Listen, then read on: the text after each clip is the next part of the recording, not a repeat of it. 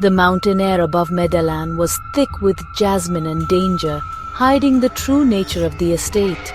At night, the mist mixed with the scent of flowers, creating an almost unreal atmosphere, as if time there was suspended between two worlds. The mansion seemed to float above the city, watching everything from above, untouched yet threatening. The mansion carved into the mountainside shone with richness, crystal chandeliers, marble floors, and tables overflowing with food. Every detail was designed to impress, to charm, and intimidate at the same time. The luxury wasn't just a show of wealth, but an invisible wall, separating those who belonged from those who dared to just visit. Every guest felt the tension beneath the luxury. Every chat a negotiation, every look a contract. Smiles were planned, words chosen with careful precision. The air was full of unspoken promises and threats, where friendships could be made or broken with a silent toast. This wasn't a home but a stage for power, where silence weighed more than words. The hallways echoed stories of ambition and betrayal, and every shadow seemed to hide a secret. The space, no matter how grand, was filled with a feeling of constant watching. The walls watched men in perfect suits and women whose beauty was both a shield and a target. They moved with grace, but every move was full of purpose. Vanity and fear mixed in quick glances, as if everyone knew that here, any weakness could be deadly. Here, richness was a weapon, and staying alive meant knowing your place in the game. The luxury served as a curtain for quiet fights where only the smartest people did well. Every object, every detail was part of a carefully set scene to keep control. Entering meant accepting the rules. Morals were put aside, only desire and control remained. Whoever walked through those doors knew that inside, heaven and hell blurred together, and the only sure thing was that nothing was as it seemed. 3 young women arrived, the roses of Medellin, each one carrying hope and despair. They were different, but united by an uncertain fate, walking side by side through the vibrant and dangerous streets of the city. Fear and expectation mixed in the air as their footsteps echoed between the lights and shadows of Medellin. Catalina clutched her purse, fear a stone in her stomach, enduring the night for her family. Every step was a challenge, every suspicious glance made her heart race. She knew she couldn't falter, for the future of those she loved depended on her quiet courage. I saw opportunity, not a cage. My beauty was my weapon, my ambition my guide. I grew up hearing that the world was dangerous for women like me, but I learned to turn every obstacle into a stepping stone. Luxury didn't scare me, it was just another setting for my rise. I longed for the power in the air, ready to emerge from poverty. I felt the whole city pulsing with promises and threats, and I was willing to risk everything to claim my place. Luz Maria stood apart, neither scared nor ambitious, but quietly defiant. She observed everything with watchful eyes, taking in every detail, every movement around her. Her strength came from silence, from careful analysis, from the patience of someone who knows how to wait for the right moment. She was a strategist, her presence a statement, her eyes telling a story of resilience. She didn't need words to command respect. A firm look, a determined posture were enough. Luz Maria was the kind of woman who never let herself be underestimated. As I left, I drew strength from the earth. I felt the energy of the ground beneath my feet, reminding me where I came from and what I'm made of. Every sunrise was a promise of resistance, a chance to start fresh. I knew I would be seen as an object, but my spirit would remain untamed. No matter how much they tried to mold me or limit me, my essence was free, wild, impossible to tame. Even in a gilded cage, I wouldn't be broken. Luxury could be a prison, but my will was the key to freedom. I was the thorn, not the rose to be picked. Strong, sharp, ready to defend myself from anyone who tried to pluck me from my own destiny. The music quieted as El Patron walked in, his presence taking over the room. He moved with the confidence of a predator, his gaze owning everything it touched. His power was in his silence, his simple clothes a sign of complete control. I met his gaze, offering ambition, ready to play his game. I held his gaze, not with defiance, but with calm equality. I'm here. I see you. In that silent exchange, the usual power dynamic changed.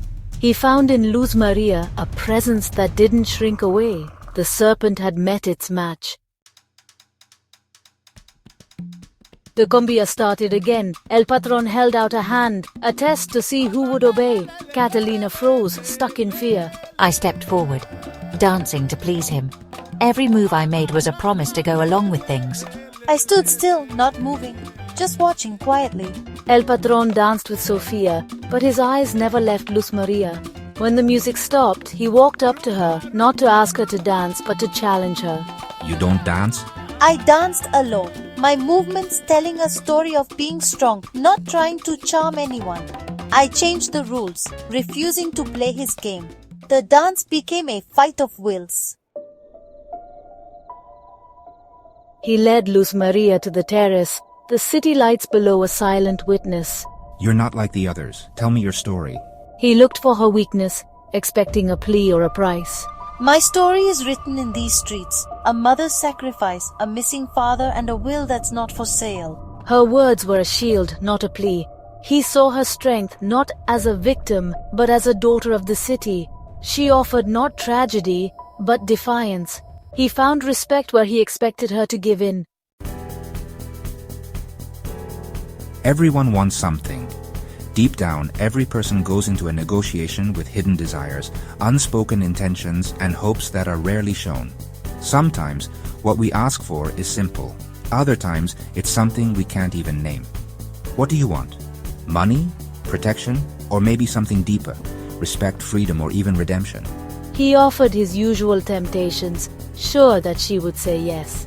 It was a game he had played many times, using power and money as bait to catch souls willing to sell themselves.